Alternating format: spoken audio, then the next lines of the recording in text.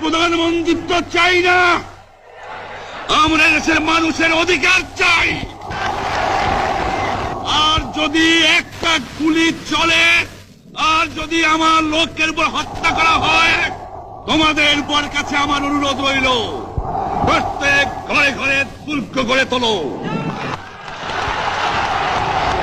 তোমাদের যা কিছু আছে তাই নিয়ে শত্রুর মোকাবেলা করতে হবে,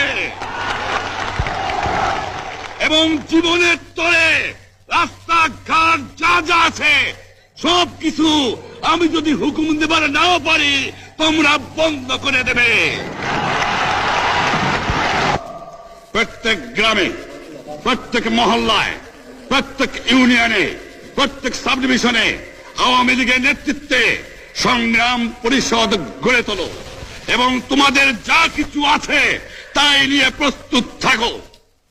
মনে রাখবা, রক্ত যখন দিয়েছি, রক্ত আরো দেব, এদেশের মানুষকে মুক্ত করে ছাড়বো ইনশাআল্লাহ।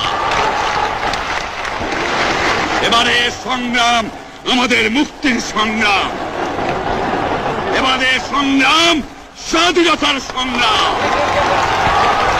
আপনারা আমার উপরে বিশ্বাস নিশ্চয়ই রাখেন। জীবনে আমার রক্তের বিনিময়েও আপনাদের সঙ্গে বেঈমানি করি নাই। প্রধানমন্ত্রিত্ব দিয়ে আমাকে নিতে পারে নাই, ফাঁসি কাস্টে আসামি দিয়ে আমাকে নিতে পারে নাই। যে রক্ত দিয়ে আপনারা আমার একদিন জেলের থেকে বার করে নিয়ে এসেছিলেন, এই রেসকোর্স ময়দানে আমি বলেছিলাম আমার রক্ত দিয়ে আমি রক্তের ঋণ শোধ করবো, মনে আছে? আমি রক্ত তোমার জন্য প্রস্তুত। আমাদের মিটিং এইখানেই শেষ। আসসালামু আলাইকুম। জয় বাংলা। বাঙালি অস্ত্র ধরো।